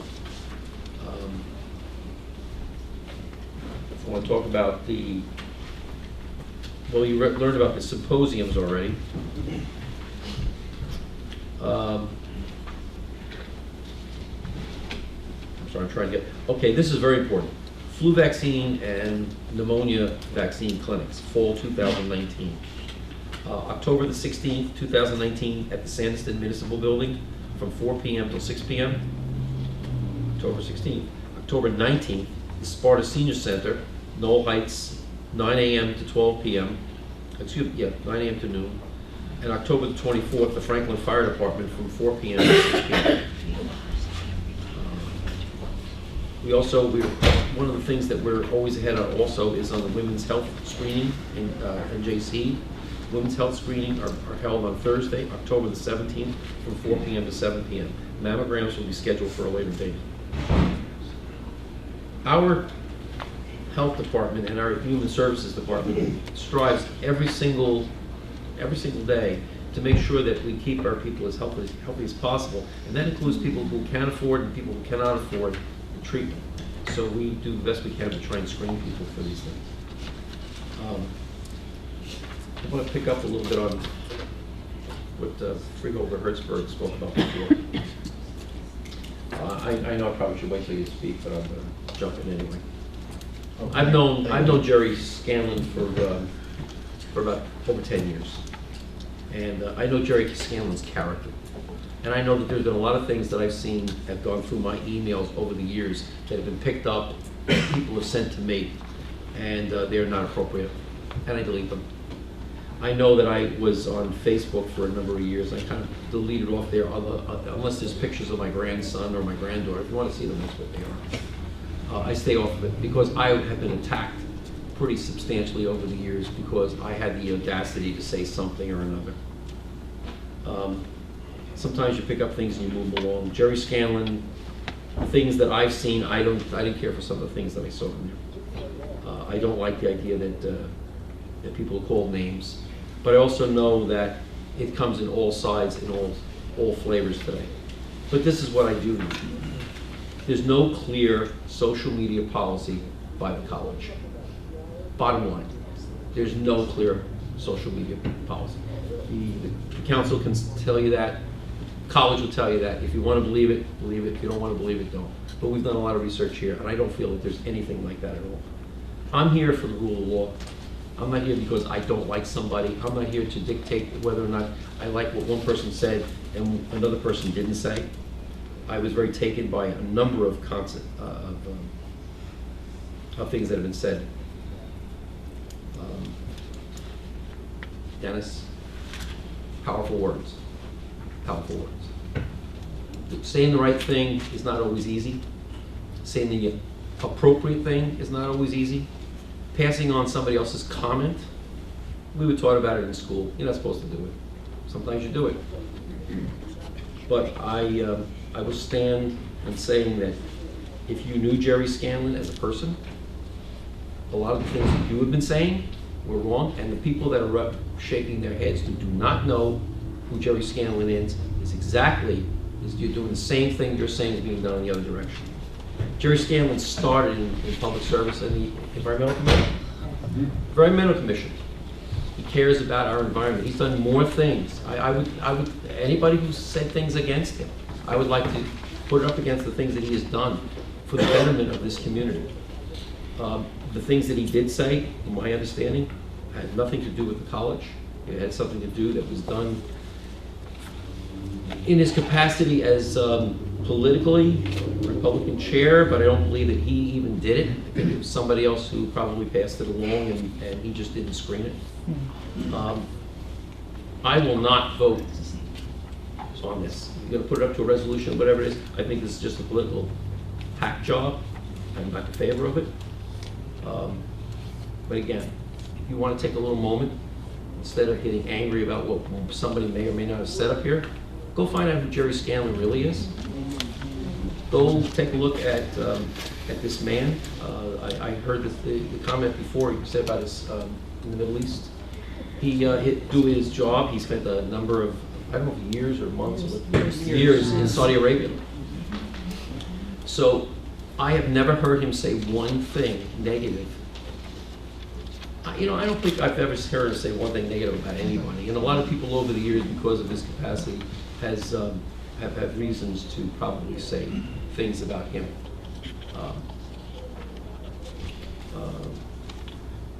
Like I said, there's no clear media policy. The letter that came to us had no direction.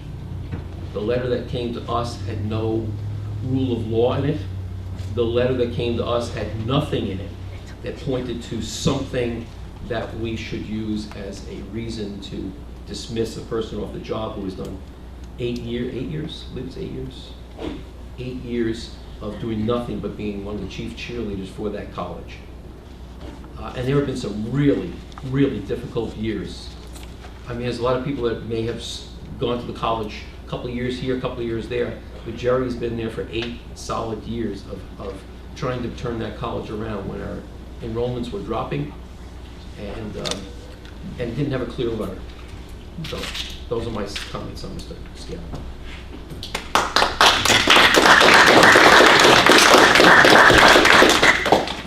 I'll go back to business.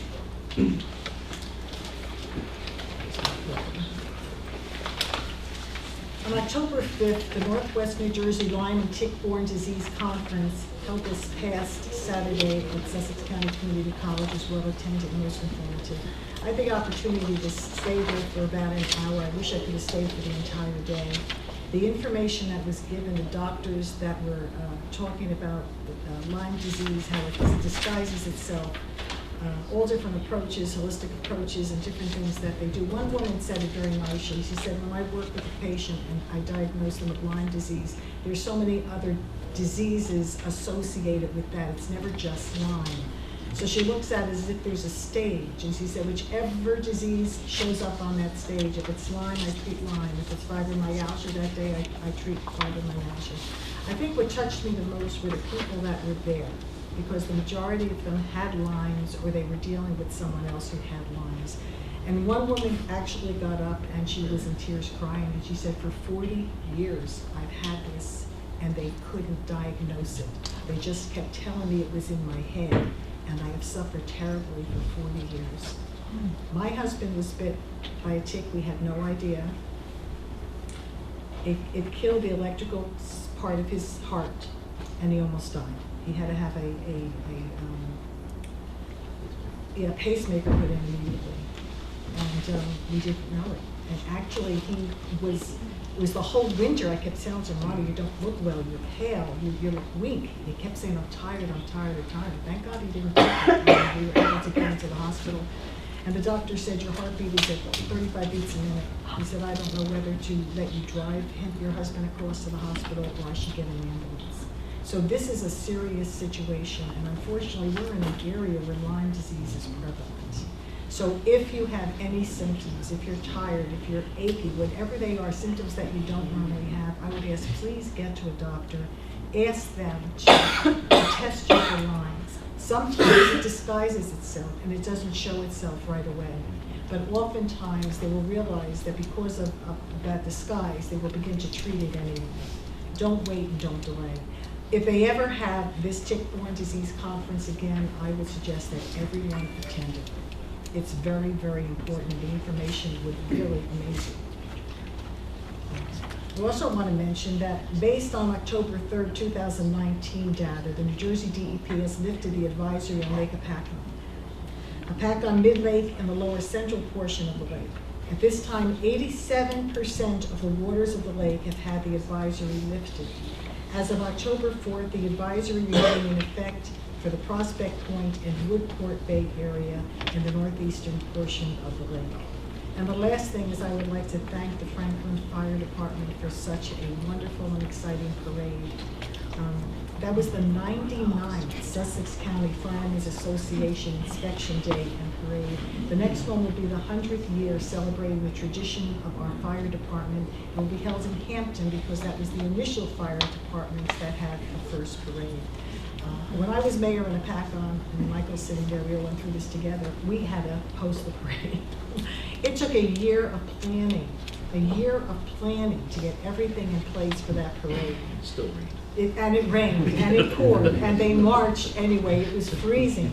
But the whole idea of the parade is to really honor those men and women that volunteer to take care of us and watch over us and give up their Christmases at home or their sleep when the alarm that goes off. You have no idea the training that they go through, the hours that they go through just to become a fireman, but then the training that is constant all year round, the fire rescue, the ice rescue, and all the other specialties that they have. And I'm just going to share one story. Apacon does ice rescue, so they offered me the opportunity to go with them. And I was scared to death. And the night before, it was the coldest day of the year. They chopped a hole in the lake, and they were going to put me in it. And I said to my husband, I have to go, I can't look like I'm scared. So they went, and while they were in the truck, they were able to put this suit on that kept them from feeling the cold. I couldn't do it in the truck. So they laid the suit down at the state park on the sand, and I laid in the suit, and they got this suit on me, and they had to pick me up because it was so heavy. And actually, when you go in the water, the suit blows up, so you have to be able to burp this suit to let the air. Well, I couldn't do that, so I'm floating up on the lake full of air because I'm unable to burp this suit. And they put a rope behind me, they tied me up because they were afraid I was going over the dam. So you have to, I just want you to know what this is like. You have to crawl on the ice because the ice could be thin where they had the hole, and you could go in. So I'm crawling on the ice, and Evan's right here because he was one that helped me do it. Remember? Oh, yeah. Right, this is how it went. So Keith tied me up and off we went. They had firemen holding the rope, and the other fireman, and Keith was with me actually, who got me into the water. And even in the water, you have to have strength to hold this suit down. And once I got my suit, my feet down, all of a sudden my arm would pop up, and then my leg would pop up. And it took everybody to help me. So I ended up being the victim, and you rescued me numerous times so that I could see how well trained you have to be and how quickly you have to grab an arm, move a thing, and the next thing they have you out. It is not easy to be a fireman. And Kevin, I'm always grateful. Keith, keep going, Kevin. I want you to come, Keith. You taught me so much that day, and just about how calm you were in trying to train me, but in how difficult it was. And I began to understand with my own firemen in the background how difficult it is, the strength that they need, and the training that they have to have. Needless to say, I loved floating, and they let me do it again just to float. But it is extremely difficult. And of course, if I was someone screaming and yelling and fighting, then your life becomes in danger. And that's what people don't realize. So I was always grateful when the firemen gave me that opportunity where I could co-watch them train and the things that they do. But the average person that they serve never see that. They don't understand it. But these firemen, when they have a parade like this, it means a lot because there is a tradition behind what they do, and they take a lot of pride. They serve with pride and they serve with honor. And we should be recognizing that.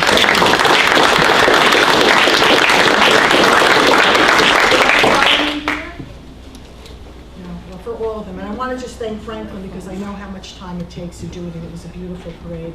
I know everybody really enjoyed it. Is there a date set for next year already? It's always the second week in October. Okay, thank you. Is that correct? Second Saturday in October, I believe. It's always on the same week. So if you watch for it, you should actually come. The bands were there. It's an exciting time. Well, they shine up all their fire equipment. That takes months to do all of that. They take it all apart, they shine it all up, and then they have awards that are given for different classes. And you know, actually, I was driving past, when I go home from here, I drive past Firehouse Number 2. And I've been noticing that you're open. And there's lights on at night, not realizing the parade was coming up. But this is all time that they give up as a volunteer away from their family. It takes months to get these fire engines ready for this inspection. It takes a lot, and they compete, and their awards are given, and they are deserved, well deserved. So just thank you to all the firemen in our county, for all our first responders, our police, and everyone that's here. We thank you for your personal sacrifice, because most of us really don't understand it. But when you walk with them and talk with them, and you're a part of what they do, they are absolutely amazing men and women. And we are very grateful for all of you and for all your service. Are you going to talk about Jerry now or not? Because I'll work with you. Okay, I just want to speak on Jerry too. I've known Jerry for a lot of years also, and I watched him take a lot of pride in his service to the county college.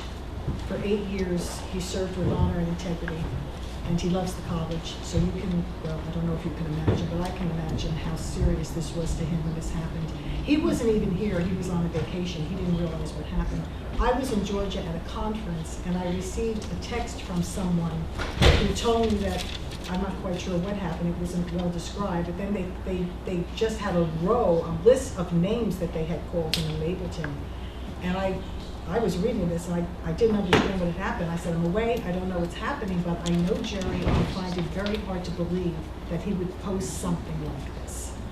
So when I came back and I spoke to him, and I said, what happened? He said, he said, I didn't write it, I didn't speak it, I didn't post it. I reposted 22,000 tweets. He reposted 20, that alone to me was amazing. He said, and somewhere in the mix of the 22,000, these 4 or 5 tweets that were on my phone were tied or connected to a tweet that he had tweeted. So what I'm trying to say is what he tweeted was not what he saw. He didn't see this. And because I guess I don't tweet, but I guess when you tweet things, there's like a train, they call it, that's attached, okay? So 4 or 5 out of 22,000, out of 23,000 tweets. He was so embarrassed and humiliated that when I was able to get him to come to my house, because he couldn't go out, and I just want people to understand this, he couldn't go out. That's how humiliated he was. He came over with the cap and glasses. He said, I can't go to the store, I can't be with people, I can't go to the yacht club, I'm just humiliated. So there was a real emotional effect on him over this, and I understand that people felt that it was wrong, and I understand all sides of this. I'm not judging anybody here, I understand it. But I've been in politics for 24 years. I remember when things would happen like this, and we would sit down and have discussions. And sometimes they were extremely heated discussions, but normally they were on issues. Today, everything has escalated into something different, and I respect very much what you said about hatred and hate speech. I believe that. I believe there are things that are hatred. I think there are things that affect people and people are offensive. I understand that, and more so today than ever before. But when I look at the news and I see what's going on the national stage, and it is, I don't want to say the word disgusting, it's disheartening to me. It's disheartening that our country is not just divided, but that everybody hates everybody else, but nobody wants to use the word hate or put that word in front of it. But that's what happens. So when you have a situation where there was a genuine mistake, that hatred overshadows everything else. And what I see in the national stage, and as I said, is disheartening, is even more disheartening that I'm beginning to see it here. I understand every side, like I said, I'm not judging anybody, but I do know this person. But even so, when an issue like this comes to a freeholder board, our opinions and your opinions are not what's going to make our decision here. As a freeholder board, we come under statutory regulations about removal of whether it's an elected official or appointed official, it's the same.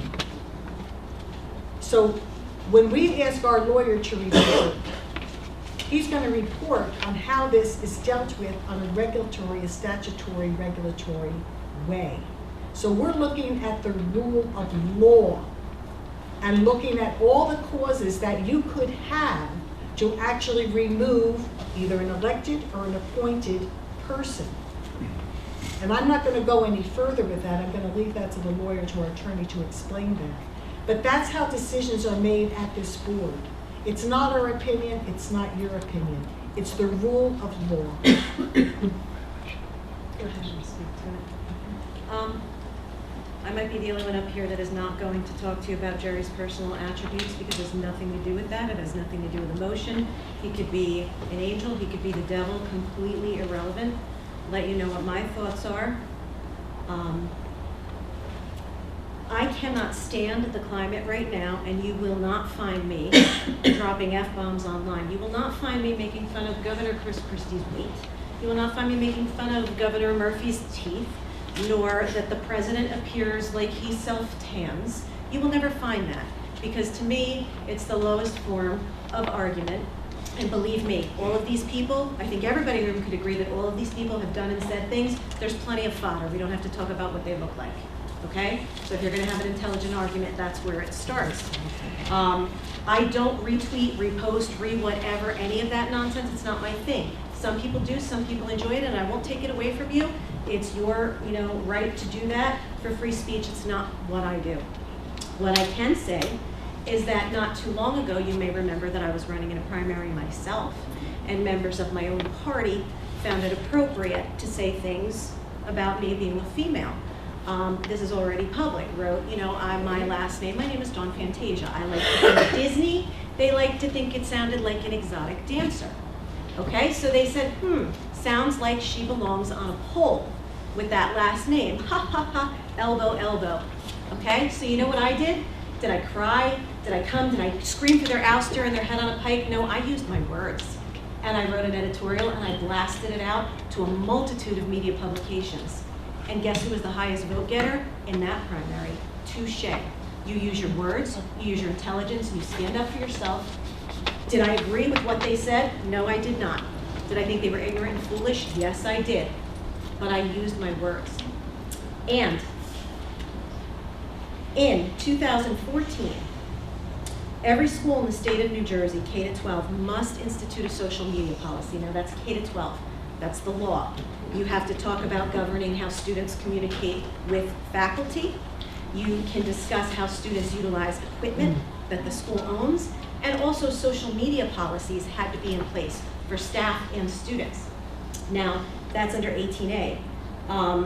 However, the laws that govern county colleges and colleges that accept state funding are very different because we're not talking about children any longer. We're talking about adults and adult students dealing with adults. In the absence of a social media policy, for which I would highly recommend, if this is what that board is moving towards, if they want to hold somebody truly accountable for what they say using social media, I would highly suggest that they look and speak with their attorney about what their options are to institute a social media policy that governs speaking to the media, use of college property, presence on social media for board members, if that's what they're looking for. In the absence of that, and in the absence of emotion and looking at what's on paper, to ask this board to act on a statute that is non-existent, it puts us in a very difficult position. Whether you agree with what Mr. Scanlon said, whether you don't agree, whoever it is, it doesn't even have to be Mr. Scanlon, whoever it happens to be. If you are looking to hold your stakeholders accountable, you have to have a policy in place. And they might do well to look at the K-12 trend if that's what they're looking for. Again, I'm not placing a value judgment on it. It's very hard to legislate what falls under free speech, what doesn't, and what the gray area is. A lot of schools have where you have a no disparagement clause, where you cannot speak ill will about your employer or whatever institution you happen to be involved with.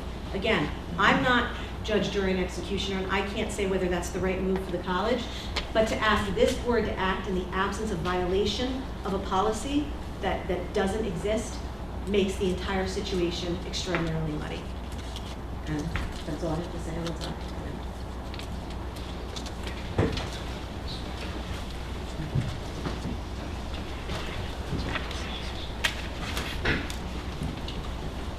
Okay, approval of consent agenda. The Board of Chosen Freeholders of the Counties of Sussex has reviewed the consent agenda consisting of various proposed resolutions and determined that adoption of the said resolutions is in and will further the public interest. If any freeholder would like to remove an item to be considered separately, please do so now. Do I have a motion to approve the consent agenda? Motion approved. Second? Second. Roll call, please. Freeholder Fantasia? Yes. Freeholder Graham? Yes. Freeholder Hertzberg? Yes. Deputy Director Patillo? Yes. Approval of minutes. I need a motion to approve the minutes of the regular meeting September 25th, 2019, and the executive session minutes September 25th, 2019. Motion. Second. Okay. Is there any concerns or anything about the? Okay. Can I have all in favor, please signify by saying aye. Aye. Opposed? Abstentions? Okay, we have appointments and resignations. So motion to adopt the appointments A to C. Can I have a motion, please? Motion.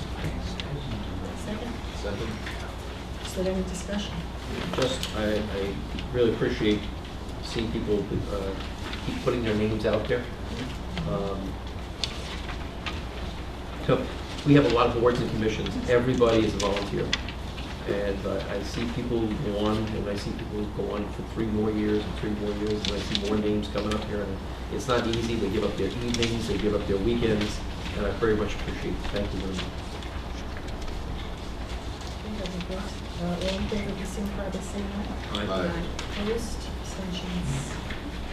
Resolution, motion to adopt the resolution A to F.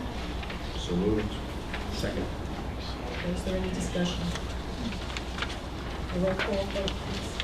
Freeholder Fantasia? Yes. Freeholder Graham? Yes. Freeholder Hertzberg? Yes. Deputy Director Patillo? Yes. Awards of contract change orders and bid. The Board of Chosen Freeholders of the County of Sussex has reviewed the award of contract change orders bids consisting of various proposed resolutions and determined that adoption of the said resolution is in and will further the public interest. Motion. Second. I have a question for D. Freeholder Yardley had spoken before he had left for his trip and said he wanted to speak about D to me. He left before he did that, so I don't want to, I want to abstain from D. I would like to have it come because I did not have a conversation with him about D. Okay, that's fine. So a roll call, please. Freeholder Fantasia?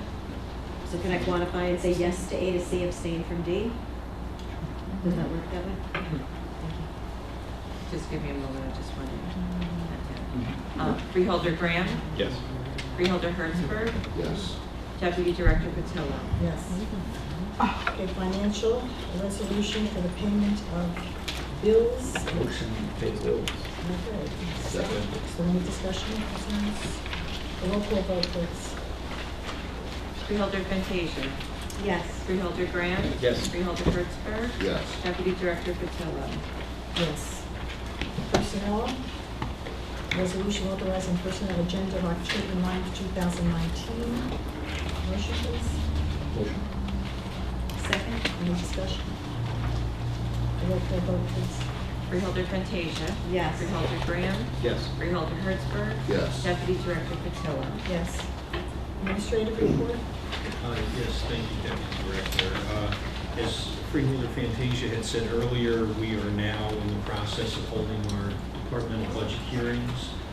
We've had two rather full mornings, the last 2 mornings. I appreciate both Freeholders Hertzberg and Fantasia's participation in that. I'm very pleased with the presentations that the departments that we've reviewed so far have made. I'm also pleased to share with the board the department goals and objectives that have been bound in a book for your review. I know both Freeholders Fantasia and Hertzberg have had the opportunity to see that in conjunction with the presentations that are made by the various departments and divisions of the county. And we'd just like to recognize our Chief Financial Officer, Alka Yetter, and our Budget Director, Mary Jo Shamming, for the tremendous work that they've done on putting that together, which makes the process not easy, but easier. So that concludes my report. Thank you. Thank you, Greg, for the work and just the professionalism shown by everybody. Absolutely. It has been honestly a pleasure coming for the first time because Josh and I were not part of this process because we were sworn in January. So to see how well prepared the departments are is really admirable. So Yes, thank it you. was impressive. Thank you. County Council report, please. Yes. As tonight's agenda indicates, I did provide the board with a report about the SCC Board of Trustees resolution with respect to Mr. Scanlon. I'm now going to do that in public, and mostly by way of explanation and summary. In late August of this year, we were asked by the College Board, we received a resolution, and I want to be very clear what that resolution asked us to do, because I'm not sure that it was clear to everybody. I want to read exactly what they asked us to do. The resolution says they want this board, I'm quoting now, quote, to consider exercising its statutory power to remove Gerald A. Scanlon from the Board of Trustees. They asked us to consider the matter. The resolution section that I just read from, and they didn't take a position on removing them or not, so they didn't ask us to do that. The resolution came without anything else except the cover letter. It did not have documents. And so it was necessary for us to do an investigation, and as part of the investigation, I was in contact and had communications and received documents from counsel for Mr. Scanlon and counsel for the college. And in reviewing those documents, it was very clear that the facts here, regardless of what's been discussed here, the facts in the documents are basically not in dispute in terms of what happened, and now we know. And what we're dealing with here, with respect to elected and or appointed officials, is the statutory removal power that is given to this board. And I just want to say for the record, per NJSA 18A:64A-9, and that statute requires some very specific things. And by the way, I want to be very clear to say that it's supposed to be very hard to remove an elected or appointed official who's been elected or appointed, according to law. And there has to be certain very specific legal findings and legal basis to do it. The statute also requires, and case law requires, due diligence, preparation of charges, discovery, a complete hearing process, a finding of cause, and adjudication in order to remove somebody. And if you want to use an analogy that's pretty much in the news today with this impeachment discussions that we see, where it's a bit of the same thing, trying to find some cause or investigate. And because again, it's not supposed to be easy to do this. So the statutory criteria, and this is all that we concerned ourselves with, requires two things in particular. Number one, it requires cause. People here that are in government or in civil service, they understand what cause means. I'll give you just a mention or two of what case law says cause is, so you can have some context for what the consideration is. And here's an example. Incapacity due to mental or physical disability, intoxication while on duty, chronic or excessive absenteeism, conviction of a crime, negligence or willful damage to public property. It has to be something very serious. And then the second thing is, it has to relate to the person's position. So there has to be a connection to the person's office in particular. And in that sense, it's very interesting to see what the college resolution says on its first page.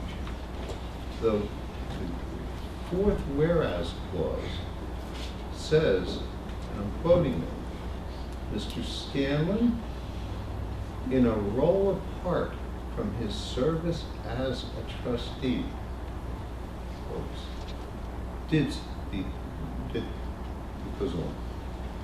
But it's a specific finding by the college board that what he did was not related to his position. And from doing this, you can't come to another conclusion. I don't care who this is, who we're considering. It applies to everybody that's an elected or public official. There isn't anything that comes close to cause here. There isn't anything that comes close to the second criteria here, which is that it be related directly to his job and his position. So I've advised the board that there's nothing here for us to pursue.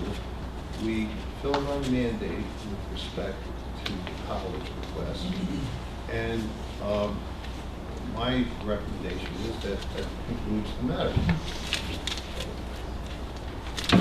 Thank you. That's basically what I said in closed session. Thank you. Okay, is there any unfinished business or new business? Okay, if not, I'd like to, once again, open for a public session, and I want to say this before I have the motion.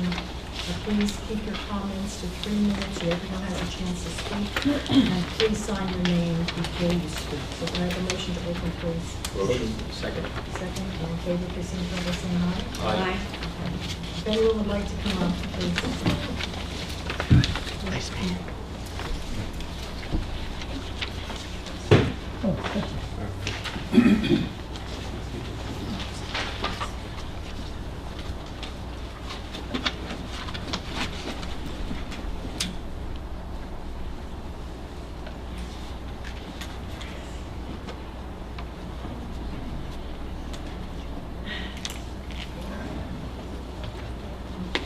Joe Gettler from Wantage. 3 items. Way up front, and I would say in 5 minutes. Third item would be long, just taking a lot of research. I will delay to your next meeting, but it's time sensitive. So I hope you share with me that. My first item is I'd like to thank Marty Fays, his 6th squad, and Tony College for providing an excellent presentation last Saturday. I have at least 3 different tick-borne diseases. My wife is one, my daughter is one. Second item, I've previously mentioned C1 streams at your meeting, and I'm left to wonder if you have any of you have actually gone out to see just what the state of New Jersey classifies as C1 stream. In case you haven't, I've recently taken some pictures of the New Jersey C1 stream. It's the branch of the Ruckers Creek in Wantage. Obviously, there is no science involved. It's just a land grab by the state. It's going to cost Sussex County dearly. I have been told, but I haven't yet been able to verify this all part of the UN's Agenda 21.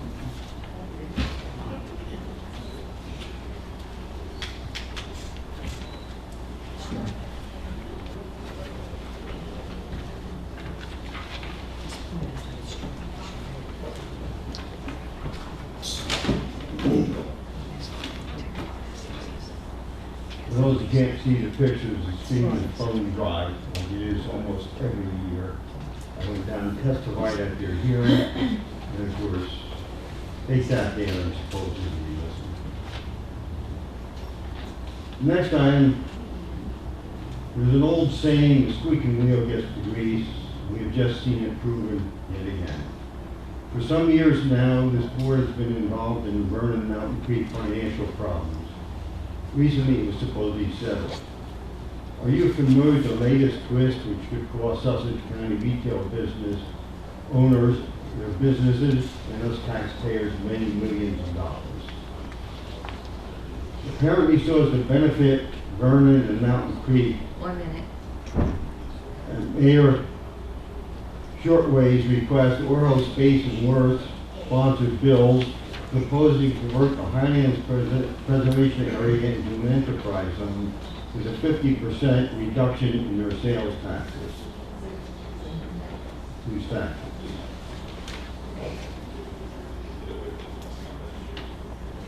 Question, has anyone even considered the magnitude of this disaster?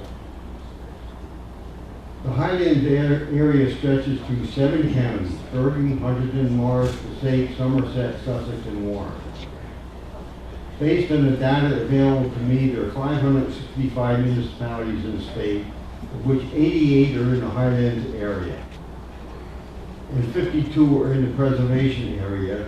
That's almost 1/10 of the state's municipalities.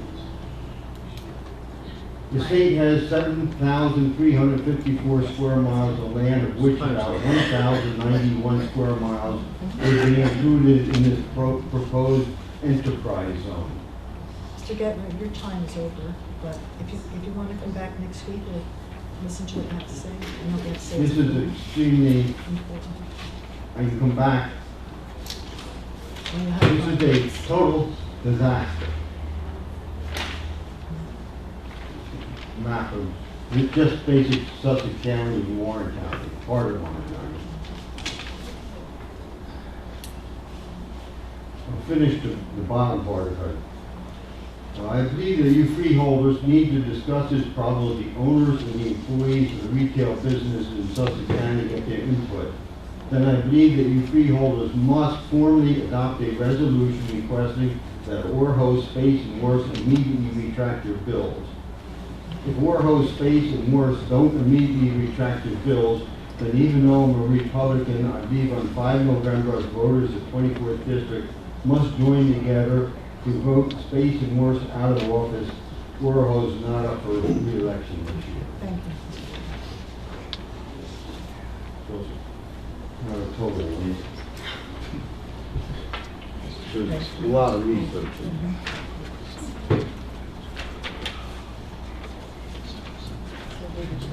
Amy, the original. Can I have any other handouts from earlier?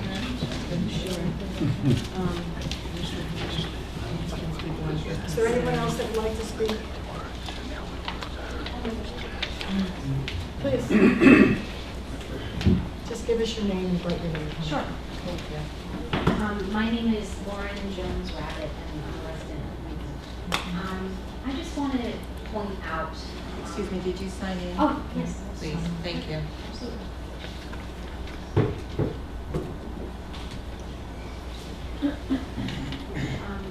I came in late, so I didn't really get to hear everyone's arguments here. So I'm coming, my perspective is one of a parent of 3 children, one of whom was going to start at Sussex Community College at 15 for the Smart Start program this fall. And upon hearing about this, my husband and I decided there was no way that until we found out more about what was going on, that we were going to allow her to come, because basically this is racism. And I'm not sure, I don't know if any of you here are people of color. I don't know. But you're freeholders, and it's no one is represented. Like, it seems like all of you can pass as white. And so it's hard for me to think that there was a fair shot, because as you said, you all know Mr. Scanlon, and I don't want to think that I would ever want to think of any turn him into a demon because he made a mistake. But the fact is, he made a mistake, and that was a racist thing that he tweeted, whether he meant to or not. And people in public positions of power need to be held to those. And so you said he felt bad about it. And I just asked that maybe, I don't know if any of you have had any training in implicit bias training. Maybe you have, maybe you don't even know what that is. But maybe you can look into it and educate yourselves about, we all have implicit biases, and based on just being raised in the society we were raised. And so it's just important to think about those things, and it's especially important for people who have in positions of power, positions of power to really stand up for minority situations, especially in this climate when racism seems to be okay. And I'm just hoping that you can maybe research and maybe look into that a little bit. Maybe just look into what implicit bias is, and maybe take a test. And if your county didn't train you, maybe you can ask them to. So that's what I have to say. I just want to make myself clear, Maria. I don't know if you heard me speak. Yeah. I gave you my opinion, but my opinion had nothing to do with what this attorney said. When you come to the Freeholder Board, it's about the law. It's about the statutory regulation to remove someone from an office, whether it's an elected official or appointed person. there is no cause here according to the law, not according to me or anyone else on this There board. was nothing There- about racism in It's, the law. no. Right, and so how would you change that? Like, how would we go to change these laws? No, it's not. This doesn't have to do with racism? No, this has to do with cause, okay? And I think the first thing that he But said the cause was would be racism. to remove, well, the cause is whatever you think it is. Okay. And that's, Those tweets were racist. But what I'm saying is, it's not based on my opinion or even your opinion. That's what I tried to tell you. Is that there are certain causes under the law that you can remove someone from an appointed position. You just can't remove them because of what happened And I here. understand Okay, that. that's what I want to get over this. And one of them was, it has to be done in your position that you hold, that you want them removed from, but it wasn't. Okay. It was never done as his position as a member of the Board of Trustees. It was done in a political position. It wasn't done as a member. So that alone will take away your So that cause. kind of, that protects that Right, person. there is, he read you a few, you know, Right. you almost have to commit a crime. It's very difficult to remove someone. And I just want to say for many people in this room, I think that racism should be a crime. So, and that's just. Patillo, I don't, is that how you pronounce it? Patillo, so is that your name or your husband's name? It's my husband's name. Okay, so I'm just judging by the O at the You're end. judging. Maybe I'm just saying, excuse me, my last name, okay, my grandfather is Italian. It's Calvinico. So Patillo, I don't know, it's Italian, and so I'm talking to her based on that, because there's Patillos in my family. So just understand that this racism existed for Italian people when my grandfather's father came to this country, and people. It existed for me when I was born in Newark. There we go. So you understand, and I'm sure you are serving to your best ability. And But I'm understand it's saying the that has statute. nothing to do with your I understand it's the decision. statute. That's what I'm trying to tell you. Lauren, and I Lauren, understand the I'm sorry. statute. Yeah. So thank It's all you. about the law. You have to have Racism should be a cause. law. So Well, that's all I'm gonna that's say. not what we're Thank doing. you.